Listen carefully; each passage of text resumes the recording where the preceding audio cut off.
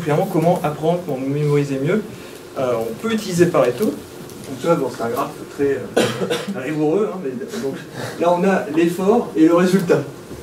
De manière générale, quand on apprend quelque chose, ça peut être, par exemple, apprendre une danse, ça peut être apprendre une technique sportive, ça peut être apprendre un concept. La plupart d'entre nous suivent la courbe rouge. C'est-à-dire quand on va avoir travaillé très longtemps, on sera expert mondial. On aura travaillé en gros 10 000 heures, c'est toujours le résultat qu'on donne. Donc voilà, les personnes qui sont expertes mondiales dans les domaines, souvent ont travaillé à peu près 10 000 heures. Mais ça ne nous intéresse pas forcément. Demain, je veux faire de la planche à balles, j'ai pas envie d'être champion du monde pour faire de la planche à balles. Il suffit d'avoir atteint le niveau minimal pour pouvoir en profiter. Donc ce qui est intéressant, c'est d'atteindre, d'être sur la courbe verte, c'est-à-dire atteindre très rapidement le niveau minimal pour s'amuser, et ensuite, on est tranquille. Et la courbe verte, ça correspond à utiliser des méthodes d'apprentissage beaucoup plus malignes, qui utilisent parfois la loi de Pareto. Je vais vous donner un exemple dans l'apprentissage des langues, par exemple. C'est tout bête. Donc, si on va prendre l'anglais. En anglais, il y a 171 476 mots. Les 100 mots les plus utilisés, ça vaut pour 0,06% de l'ensemble des mots. Donc c'est la toute petite barre bleue qu'on voit pas.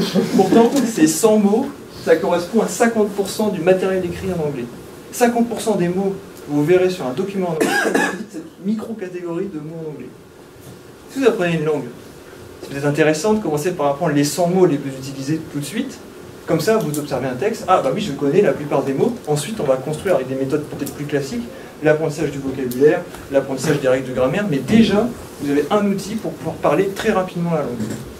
Donc ça, c'est une technique en particulier, mais je dirais qu'un apprentissage bien fait, ça va utiliser un ensemble de ces techniques très malignes qui utilisent finalement des analyses statistiques de ce qui se passe en apprentissage. Je vais vous donner un autre exemple qui me vient là, c'est la cuisine par exemple. Ça, c'est un exemple que j'aime bien. On ne parle pas des écoles de cuisine ou ce genre de choses. Plutôt nous, on veut cuisiner. Comment est-ce qu'on a fait pour apprendre à cuisiner? Si on a de la chance, nos parents nous ont appris quand on était petits, c'était bien. Ce qui se passe souvent, c'est qu'on va acheter un livre de recettes, on va dire « Oh, c'est super cette recette, je vais essayer de le faire. » Alors la recette, alors, rien n'est défini, c'est le poivre, je ne sais pas quand je le mets. Alors il faut faire ça, sauter, ça veut dire quoi? Donc, alors, rien n'est défini, on ne comprend rien. On comprend rien. Pour moi, l'équivalent, c'est je fais des maths, je fais des exos, mais j'ai pas lu de cours. C'est exactement pareil. Le truc plus malin qu'on peut faire en cuisine, c'est à un moment, au lieu d'acheter des livres de recettes qui servent strictement à rien, c'est d'aller acheter un livre de technique. Comment on fait la sauce béchamel? Comment on fait les grands classiques de la cuisine? Comment on fait pour sauter les viandes, les poissons? Comment on fait pour cuire correctement les choses? Là, vous avez le répertoire technique qui pourra ensuite être, on va dire, on pourra créer des possibilités infinies de recettes à partir du répertoire technique. Ça, c'est malin. Et après, on peut passer à l'étape d'après, qui est l'étape du principe dans la cuisine, c'est-à-dire pourquoi je cuis l'aliment, finalement. Comment cette cuisson-là apporte on va dire, cet effet, entrée-sortie. Et là, on a vraiment pu créer un répertoire infini de choses. On n'a plus besoin de livres de recettes parce qu'on peut inventer les siennes quand on connaît les principes. Donc voilà, c'est un exemple aussi sur des méthodes malignes pour apprendre certains sujets. Alors là, il y a des centaines de livres sur les méthodes malignes pour apprendre plein de sujets. Donc ça, si certains sujets vous intéressent, je pourrais vous recommander des bouquins sur ça. Alors là, on saute un petit peu de choses. Ça, c'est plus, on va dire, au niveau de la créativité. Alors ça, je vais utiliser une théorie qui a été finalement, on va dire, synthétisée par Barbara Hockley, qui est à l'université de San Diego. C'est quelque chose que vous ressentez tous les jours. En fait, on va dire que le cerveau peut être utilisé en deux modes. Le mode focalisé. Voilà, vous voyez un cerveau avec un jeu de... C'est un filtre, en fait. Le mode focalisé, je prends la boule, donc c'est une pensée, hop, je l'envoie. Et là, donc, je veux résoudre cette équation. Attends, je résous cette équation, je mobilise donc différents outils que j'ai appris. Je reste très focalisé sur la tâche. Et je vais peut-être arriver à la résoudre. Donc des pensées extrêmement focalisées. Donc ça, c'est un mode qu'on utilise tous, hein, quand on veut résoudre un problème spécifique. Un autre mode dont on a conscience, mais qu'on n'utilise pas forcément de manière consciente, c'est ce qu'eux appellent le mode diffus. C'est, vous êtes sous la douche, bon, vous pensez à rien, mais quand même, il y a des idées pas mal qui naissent. Quand même, c'est pas mal. Enfin, en gros, mon cerveau travaille tout seul. C'est pas conscient, mais mon cerveau trouve des trucs, c'est intéressant. Donc là, il y a un vrai corpus de littérature extrêmement bien fait en neurosciences qui explique tout ça. Là, je vous montre un modèle, mais alors qui est nul. C'est le modèle 0 de la neuroscience. Mais pour le coup, c'est efficace. Pourquoi? Parce que, en gros, ça, c'est la capacité à résoudre des problèmes. Ça, c'est la créativité. Si par exemple vous dites « Ah, j'ai envie de mettre un brevet, là, il faut que je trouve un brevet. » Zéro chance de trouver un brevet. C'est impossible. Quand on se dit « Je vais être inventif », bah alors là, on n'est plus inventif du tout. Par contre, je vais courir ou je vais faire du vélo, et là j'ai plein d'idées qui m'apparaissent. Pourquoi? Parce que lorsque vous avez été courir, vous avez fait du vélo, ou toute activité qui ne nécessite pas une attention focalisée, vous avez commencé à utiliser, sans le savoir, le mode diffus. Mais là on se dit c'est intéressant. Parce que est-ce que je pourrais pas, lorsque j'ai envie, lancer le mode diffus, générer des idées finalement à volonté? Donc ça, finalement les trois causes qui permettent de faire ça ont été identifiées. C'est les 3 B, en fait, c'est avant de dormir. Tout à l'heure je parlais des voix qui parlent dans votre tête juste avant de dormir. Ça c'est le mode diffus, vous générez plein d'idées, certaines ont vraiment énormément de valeur, il faut les noter, le carnet. La douche, pour ça, tout le monde a des bonnes idées sous sa douche. C'est un phénomène, je veux dire, répandu mondialement. Tout le monde a des bonnes idées sous la douche. Et il y a le bus, dans le bus, le voyage, ou en tout cas les activités d'extérieur qui permettent de générer beaucoup d'idées. Pour les chercheurs, par exemple, c'est très intéressant, parce que le métier de chercheur est fortement conditionné à être créatif, à savoir faire des choses qui n'ont jamais été faites. Avoir, en tout cas, formalisé ce processus-là, ça permet de gérer un peu ces activités en alternant des périodes extrêmement focalisées et des périodes de créativité. Exemple tout bête, avant d'aller faire du sport, je travaille systématiquement sur un sujet spécifique. Par exemple, avant d'aller courir ce week-end, j'allais travailler sur la présentation. J'ai épuisé mon stock d'idées, que j'avais créé pendant mon sommeil. J'allais courir, je suis revenu, j'avais plein de nouvelles idées. Ça, c'était une technique que j'ai utilisée, par exemple. Des fois, il faut apprendre, c'est des choses complètement illogiques. Les formules de trigonométrie. Il n'y a aucune logique dans les formules de trigonométrie.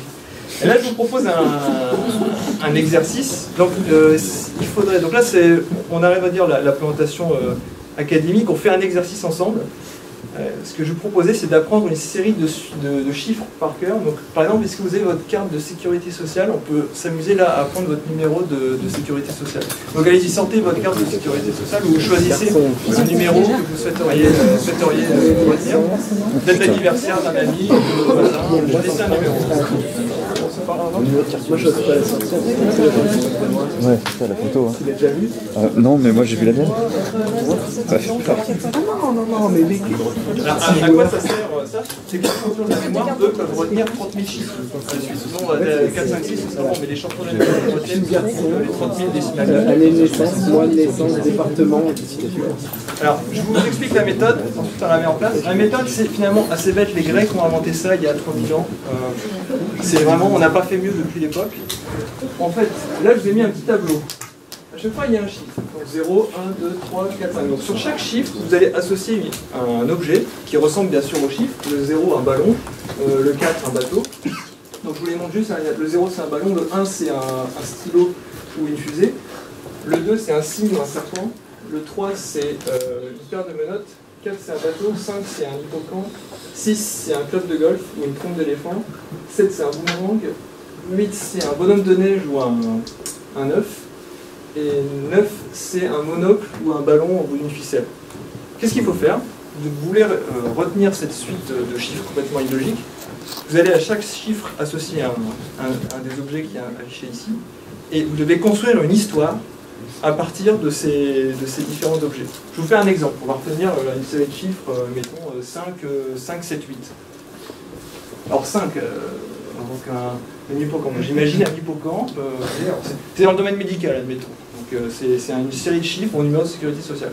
5, un hippocampe. J'imagine chez mon médecin.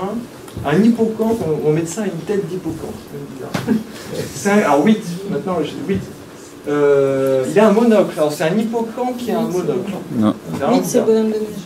Ah pardon, c'est le bonhomme de neige. C'est un hippocampe et il a son pote bonhomme de neige à côté. Franchement je comprends pas, c'est vraiment bizarre. Il faut que ce soit extrêmement stupide comme truc. Donc j'avais dit 5, 8, 9 et 9 le monocle. Et ce bonhomme de neige a un monocle. Donc finalement, voilà, je vais retenir cette suite de chiffres. Donc c'est, oui, j'ai mon médecin a une tête d'hippocampe et il y a son pote bonhomme de neige avec un monocle. Oh, là je vais m'en souvenir parce que c'était vraiment un truc bizarre. Donc je vous propose de faire ça sur votre numéro de sécurité sociale. On prend 5 minutes pour le faire. Demain, refaites-vous l'histoire. Vous allez voir que vous vous souviendrez complètement du numéro.